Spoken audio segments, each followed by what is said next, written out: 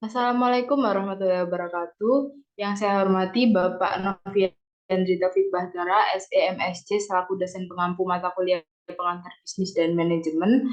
Kami dari kelompok 3 ingin menjelaskan materi mengenai struktur organisasi dan fungsi pemasaran. Sebelumnya izinkan saya untuk memperkenalkan anggota dari kelompok 3. Yang pertama ada saya sendiri, Belva Abida Ardelia dengan NIM akhir 011, dan juga rekan saya Maria Insani Hanif dengan NIM akhir 013. Pada kesempatan kali ini kita akan menjelaskan dua bab. Yang pertama yaitu struktur organisasi dengan subbab bentuk-bentuk organisasi. Yang kedua ada fungsi pemasaran dengan subbab yang pertama pengertian pemasaran, konsep pemasaran dan penjualan. Dan yang kedua pasar dan konsep-konsep marketing mix. Dan yang terakhir ada pemasaran pada perusahaan jasa. Pada bab yang pertama ada bentuk organisasi. Bentuk organisasi sendiri ada tiga. Yang pertama yaitu organisasi garis. Pada jenis organisasi ini, setiap atasan mempunyai sejumlah bawahan tertentu dan masing-masing memberi pertanggungjawaban tugasnya kepada atasan tersebut. Di sini seseorang hanya bertanggung jawab kepada satu orang atasan saja. Yang kedua ada organisasi garis dan staf. Pada organisasi ini, kesatuan perintah tetap dipertahankan, atasan memiliki bawahan tertentu, dan bawahan hanya menerima perintah dari seorang atasan saja, dan kepada atasan tersebut, bawahan harus bertanggung jawab atas pelaksanaan pekerjaannya. Dan yang terakhir ada organisasi fungsional. Pada organisasi ini, seorang karyawan tidak bertanggung jawab kepada satu atasan saja. Para pemimpin juga berhak memerintah semua karyawan di semua bagian selama masih berhubungan dengan bidang kerjanya. Untuk bab yang kedua, yaitu fungsi pemasaran, subbab yang pertama yaitu pengertian dan konsep pemasaran. Pemasaran sendiri adalah suatu sistem keseluruhan dari kegiatan bisnis yang ditujukan untuk merencanakan, menentukan harga, mempromosikan dan mendistribusikan barang dan jasa yang memuaskan kebutuhan, baik kepada pembeli yang ada maupun pembeli potensial. Untuk konsep pemasaran sendiri ada empat. Yang pertama yaitu konsep produksi. Konsep ini menyatakan bahwa konsumen akan menyukai produk yang tersedia selaras dengan kemampuannya. Oleh karena itu, manajemen harus berupaya untuk meningkatkan efisiensi produksi dan distribusi. Yang kedua ada konsep produk. Konsep ini mengandung pengertian bahwa konsumen akan menyukai produk yang menawarkan kualitas dan prestasi terbaik serta keistimewaan yang menonjol. Oleh karena itu, produsen harus berupaya untuk memperbaiki produk secara terus-menerus. Yang ketiga ada konsep penjualan. Pengertian yang terkandung dalam konsep ini adalah bahwa konsumen tidak akan membeli cukup banyak produk kecuali jika produsen mengupayakan promosi dan penjualan yang agresif. Dasar pemikiran yang terkandung dalam konsep ini ada tiga. Yang pertama yaitu tugas utama produsen adalah mencapai volume penjualan yang setinggi-tingginya. Yang kedua, konsumen harus didorong untuk membeli dengan berbagai cara peningkatan penjualan. Dan yang terakhir, konsumen mungkin akan melakukan pembelian lagi dan kalaupun tidak, masih ada konsumen yang lain.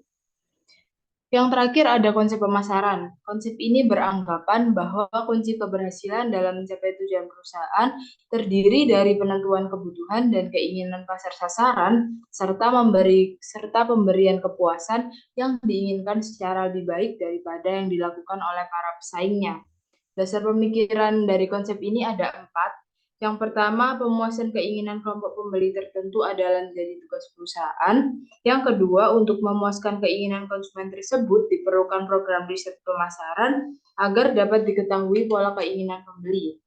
Yang ketiga, semua kegiatan untuk mempengaruhi pembeli harus ditempatkan di bawah kontrol pemasaran yang terintegrasi. Dan yang terakhir, kepuasan konsumen akan menimbulkan loyalitas dan kesan baik dari pembeli. Untuk subbab selanjutnya mungkin bisa dilanjutkan oleh rekan saya.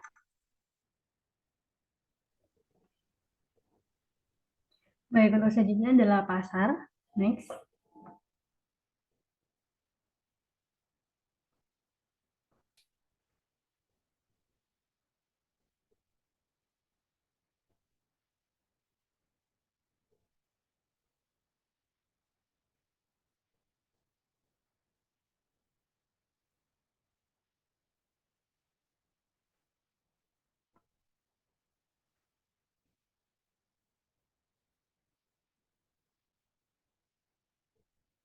Oke, untuk pengertian dari pasar sendiri itu adalah orang-orang yang mempunyai keinginan untuk puas, mempunyai uang untuk berbelanja, dan mempunyai kemauan untuk membelanjakan. Dan faktor yang menunjang pasar yaitu adalah yang pertama ada orang dengan segala keinginannya, yang kedua ada daya beli mereka, dan juga kemampuan untuk membelanjakan uangnya. Next.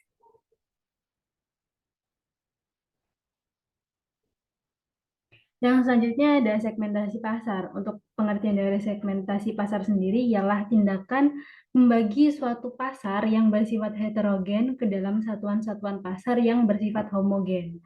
Dan untuk segmentasi pasar ini ada beberapa syarat. Yang pertama ada dapat ditukar atau measurability. Di sini artinya adalah segmentasi yang dimana besarnya pasar dan daya beli segmen ini dapat diukur. Variabel segmentasi tertentu adalah sukar diukar. Untuk yang syarat kedua ada dapat terjangkau atau accessibility. Itu adalah segmentasi di mana sampai sejauh mana segmen ini dapat secara efektif dicapai dan dilayani. Lalu yang ketiga ada besarnya atau sustainability, yaitu adalah sejauh mana segmen ini cukup menguntungkan. Sebuah segmen haruslah berkelompok homogen sebesar mungkin yang sejalan dengan program pemasarannya.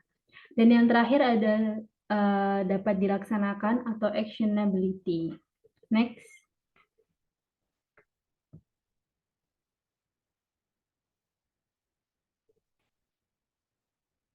Tentu saja ada marketing mix. Next. Marketing mix adalah kombinasi dari variabel atau kegiatan yang merupakan inti dari sistem pemasaran, yaitu produk, harga, kegiatan, promosi, dan sistem distribusi. Nah, marketing mix sendiri bisa disebut juga sebagai kumpulan variabel yang dapat digunakan perusahaan untuk mempengaruhi tanggapan konsumen. Next. Nah, untuk unsur-unsur marketing sendiri itu terdiri dari 4 unsur. Yang pertama ada produk atau produk, harga atau price, promosi atau promotion, dan tempat saluran distribusi atau place. Next.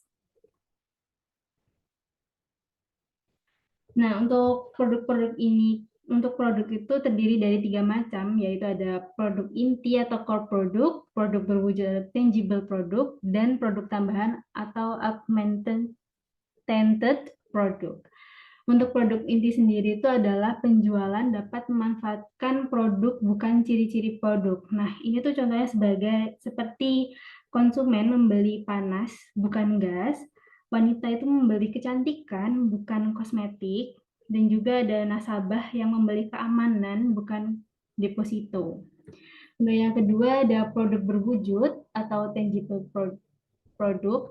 Nah, untuk tangible ini itu mempunyai 5 ciri. Yang pertama ada tingkat mutu, yang kedua ada model produk, yang ketiga ada merek produk, lalu ada ciri-ciri produk dan kemasan. Nah, contoh dari tangible produk sendiri itu seperti komputer dan buku. Dan yang terakhir ada produk tambahan atau augmented product, itu adalah dapat menawarkan manfaat dan pelayanan tambahan. Contohnya itu seperti ada garansi dan pengiriman barang ke rumah. Next. Nah, untuk harga sendiri itu memiliki pengertian yaitu adalah jumlah uang yang dibutuhkan untuk mendapatkan sejumlah kombinasi dari barang beserta pelayanannya. Tujuan dari harga sendiri itu adalah dalam market mix sendiri itu tujuannya adalah untuk meningkatkan penjualan, mempertahankan dan memperbaiki marketplace, menstabilkan tingkat harga, mengembalikan investasi, dan mencapai laba maksimum. Next. Selanjutnya ada pemasaran pada perusahaan jasa. Next. Jasa sendiri memiliki pengertian sebagai manfaat yang dapat diberikan oleh suatu pihak kepada pihak lainnya. yang pada dasarnya tidak berwujud dan tidak pula berakibat pemilikan sesuatu. Untuk karakteristik dari jasa sendiri itu ada tidak, yang pertama ada tidak berwujud, tidak dapat dipisahkan atau tidak dapat diwakilkan, tidak tahan lama, dan aneka ragam. Untuk pemasaran jasa sendiri itu juga mempunyai konsep, dan konsepnya itu sama seperti konsep pemasaran yang tadi saya sebutkan, yaitu ada dari strategi produk, strategi harga, strategi promosi, dan distribusi. Next. Baik, sekian dari presentasi kami. Maaf apabila kami ada salah kata dan masih terdapat banyak kurangnya. Kami dari kelompok 3 mengucapkan terima kasih. Wassalamualaikum warahmatullahi wabarakatuh.